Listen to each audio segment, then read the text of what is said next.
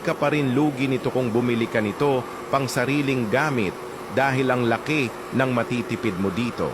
Isipin nyo na lang mga boss, kapag nagamit nyo ito ng 50 to 60 hours sa pagmiling ay bawi ka na sa pinangbili mo dito.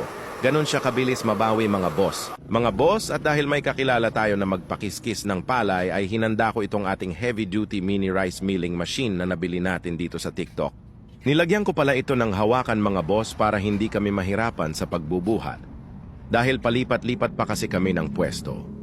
Pagkalipas ng ilang oras mga boss ay dumating din ang magpapakiskis ng palay kaya umpisa na ng bakbakan ng lolo nyo.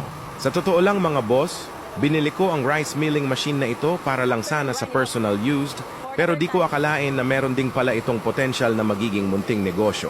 Lalo na kung halos lahat ng mga kapitbahay nyo ay merong mga palayan dahil hindi na sila mag-aaksaya pang pumunta sa malayo para magpakiskis ng palay. Dahil dyan na sila mismo magpakiskis ng palay sa iyo.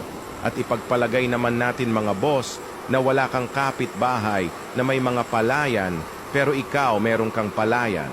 Hindi ka pa rin lugi nito kung bumili ka nito pang sariling gamit dahil ang laki ng matitipid mo dito. Isipin nyo na lang mga boss, kapag nagamit nyo ito ng 50 to 60 hours sa pagmiling ay bawi ka na sa pinangbili mo dito. Ganon siya kabilis mabawi mga boss. Kaya kahit kayo lang mismo ang customer nyo mga boss, ay siguradong hindi ka lugi dito.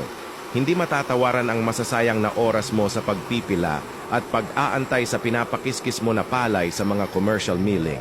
Ang masaklap pa dyan ay kung wala kang sasakyan pangkarga sa palay mo. Mas malaki pa ang pamasahe mo kesa ipangbayad mo sa pagpakiskis ng palay dahil persako ang bayad sa tricycle dito tapos iba pa ang pamasahe mo. Tapos back and forth pa. Sa mga nakaranas na sa pagpapakiskis ng palay sa malalayo at walang sasakyan, ang makaka-relate lang sa mga sinasabi ko. Pero kung maswerte ka na malapit lang pakiskisan ng palay sa lugar nyo, ay hindi mo na kailangan bumili ng ganito. Pero kung nagbabalak kang magnegosyo ng munting bigasan business, pwedeng-pwede ito. Lalo na kung may sarili kang ani na palay o di kaya bumibili ka ng palay tapos gagawin mong bigas. Ay lalong mas lalaki kita mo kaysa bumili ka ng bigas tapos ibebenta mo.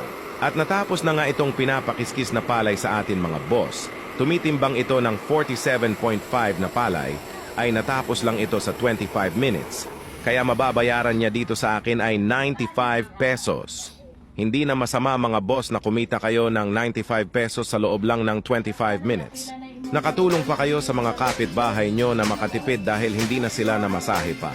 Kaya kong nagdadalawang isip kapang bumili nito ngayon na ang tamang oras na bumili nito dahil discounted sila ngayon. Kaya anon pa hinhintay mo, check out na sa Yellow Basket. Maraming salamat mga boss!